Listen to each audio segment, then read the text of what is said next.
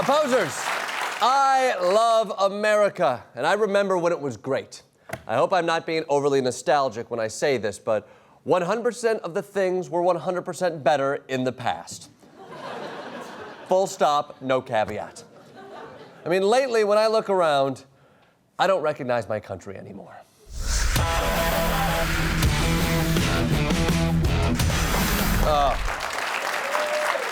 First, let's turn our eyes to the worst state in the union. No, Chuck, even worse. Jesus. There she is, California.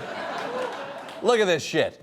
California taking the nanny state to a whole new level, forcing every new homeowner to conserve energy by mandating that they install solar panels. Bob Messi revealed he hates solar panels. I'm not a big solar panel guy. Yeah! Times Square Beethoven is right. But, to be fair, he's only saying that because he doesn't believe in electricity at all. Forcing people to install solar panels is government overreach. And it's also short-sighted. I mean, the sun only has about 5 billion years left in the tank. But you know what's infinite? Gasoline, baby. And if you ever do run out of gas, all we have to do is kill some more dinosaurs. And I know just where to find them. I'll say it, Jeff Goldblum's time has come. Sorry, Jeff, asteroid's coming. But I mean, come on. Government-mandated solar panels? Where am I? Is this even America anymore? You know what? Maybe it's not. Maybe it's Morocco. And I'm riding the Marrakesh Express into the sunset, hunkered down with my pals around the hookah, while I feed dates to a little monkey who is my pet, but also understands human speech and does my bidding in a Disney movie. Enough with the charming mosaics and UNESCO World Heritage sites. No! Chuck, get me out of here. Next up, trucks. I love trucks. They're just like America. Loud, unapologetic, and constantly being screamed at by the president. Well, I just found out that American trucking is changing. According to a new study, there are approximately 150,000 Sikhs in trucking. And at this point, Sikhs make up 40% of trucking in California. Look at the cover of my third favorite trucking industry publication, Overdrive magazine. Look, hey, I'm all for having this guy on the cover, but Melania Trump hasn't been on the cover of Overdrive once. Not once. Here's my problem. The truckers I know from TV and movies are all about starting fights in roadhouses. The Sikh religion promotes peace and tolerance. How are they going to threaten a guy with a broken pool cue if they're busy building karma through good deeds? I don't get it. How is this America? Is this even America? Maybe it's not. Maybe it's, I don't know, Liechtenstein.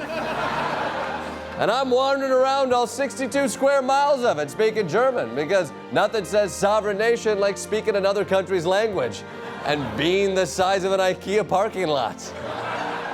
Wow, it's so nice to be in a country with one of the highest per capita GDPs in the world when adjusted for purchasing power parity. Chuck, get me out of here.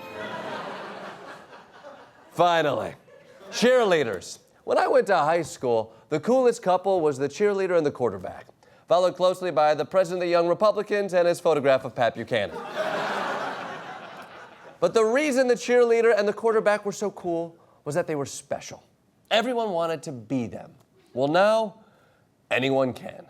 A New Jersey mom went to her daughter's school to complain because she didn't make the cheer squad. So guess what? Now everybody makes the team. Everybody! Stephanie with an IE, Stephanie with an EY, Stephanie with 2 F's, an E, and an umlaut because her dad thought it looked like a smiley face. Everybody.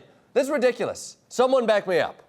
Here with the reaction, the pit bull of personal development and author of the book, What's Wrong with Damn Near Everything, we call on Larry Winget. Where would you like to start?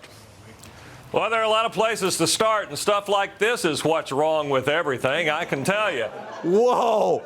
Hold the phone, I like this guy. His book is called What's Wrong with Damn Near Everything. And based on that information alone, I had to order his complete, incredible library. I now own copies of, and I promise, these are all real, People are idiots, and I can prove it. Shut up, stop whining, get a life. You're broke because you want to be. Your kids are your own fault. And finally, the book that I think most applies to these wannabe cheerleaders, Grow a Pair.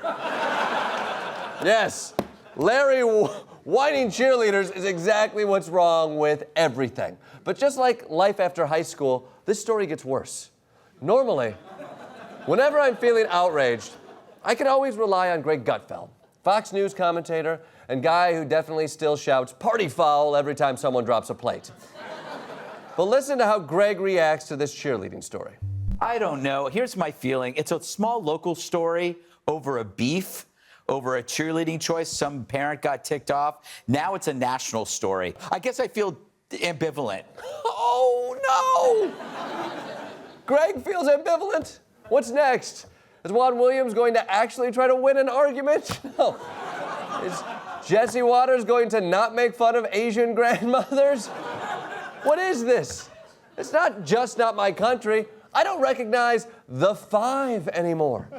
Maybe I'm not even watching The Five. Maybe I'm watching The Rachel Maddow Show on MSNBC. And it's just a full hour of snarky sarcasm and Adam Schiff interviews where he's simply flabbergasted.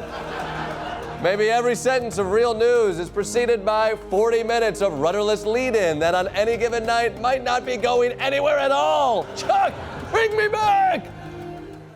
Tell me I'm still watching the shows I love in the country I love. Chuck, are people still more invested in NBC's The Voice than the Russia investigation? Kelly Clarkson is super down to earth, no collusion. Great.